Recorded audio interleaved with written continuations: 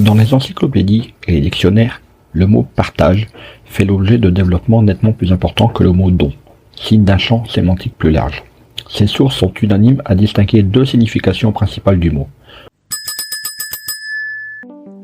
Marketing, études de marché, référencement, podcast, réseaux sociaux, monétisation. Le monde de l'entreprise n'est pas un long fleuve tranquille. Alors chaque jour, les clés du business vous permettent d'y voir plus clair avec des conseils et des astuces. Dans un premier sens, partage désigne l'action de diviser en plusieurs éléments distincts un ensemble. On peut ainsi partager un gâteau en plusieurs tranches ou un terrain en plusieurs lots. Cette division en plusieurs éléments par une personne peut avoir pour but de partager entre diverses personnes un bien. Une aide humanitaire peut être partagée entre les membres d'un même village par une personne chargée de cette mission sans en être elle-même l'origine ou le bénéficiaire. On parlera alors de distribution. Il est aussi possible de se partager un héritage ou une somme d'argent gagnée au loto. On parlera alors de répartition. Il est aussi possible de partager avec, lorsque celui qui partage transmet à quelqu'un d'autre, non pas un bien au sens le plus large qui lui vient d'autrui, mais une part de ce qu'il possède. Si ce bien est un objet matériel parmi d'autres que l'on possède, du temps dont on dispose ou de l'argent, partager consiste à se séparer d'une partie de ce que l'on a au profit de quelqu'un d'autre. Mais on peut aussi partager dans ce sens un bien sans s'en défaire quand on transmet par exemple à quelqu'un des informations, des connaissances ou des savoir-faire que l'on a pu acquérir. Dans les deux cas, il y a transfert de ce qu'une personne possède à une autre. Le langage courant utilise souvent le mot partager dans ce sens quand il s'agit de don, partager avec. C'est alors prélever une partie de ce que l'on possède pour faire don à quelqu'un. Mais le don n'est pas la seule manière de transmettre à d'autres une partie de son dont on dispose. Ceci se pratique aussi, mais de manière différente dans d'autres domaines.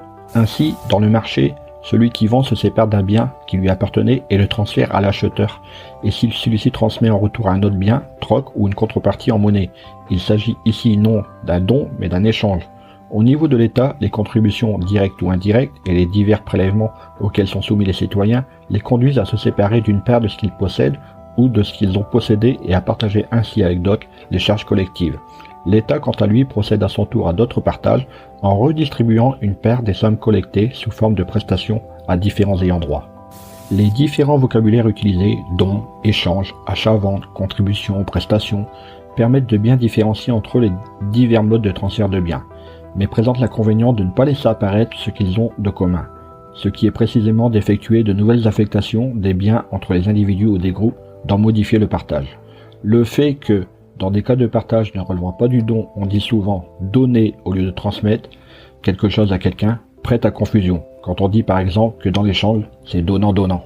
Par ailleurs, il existe un second sens du mot « partage » qui désigne le fait d'avoir ou de faire en commun quelque chose avec quelqu'un.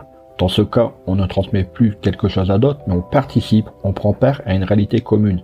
Et là aussi, on partage avec d'autres, mais d'une autre manière. On peut ainsi partager le même logement, des sentiments, des centres d'intérêt, des valeurs, des opinions, des responsabilités ou des engagements divers. Il n'y a plus ici celui qui apporte et celui qui reçoit, mais toutes les personnes concernées se retrouvent au sein d'une même réalité, formant un tout. Pourtant, à y regarder de plus près, les deux sens du mot ont en commun de désigner des manières d'avoir des relations les uns avec les autres, et souvent, c'est parce qu'on en a partagé au premier sens du terme qu'on peut partager au second. Par exemple, pour participer à l'activité d'une entreprise, d'une administration ou d'une association, y faire quelque chose ensemble, ses membres doivent mettre à sa disposition une part du temps ou de l'argent dont ils disposent. L'exemple à la fois le plus simple et le plus fort de la complémentarité entre les deux sortes de partage est celui du repas. Dans le repas, pris en famille ou entre amis, celui qui l'a préparé en sert à chacun une part. Première forme de partage. Dans le même temps, les convives mettent en commun des nouvelles, partagent ce qu'ils vivent et se divertissent ensemble. Seconde forme de partage. Le repas nourrit ainsi à la fois les personnes et la communauté qu'elles constituent. Donc le partage n'est pas toujours ce que l'on croit, ce que l'on pense. Allez, au boulot! Hey, avant de partir, j'ai une petite faveur à te demander. Est-ce que tu pourrais donner une note et laisser un commentaire sur ta plateforme d'écoute préférée?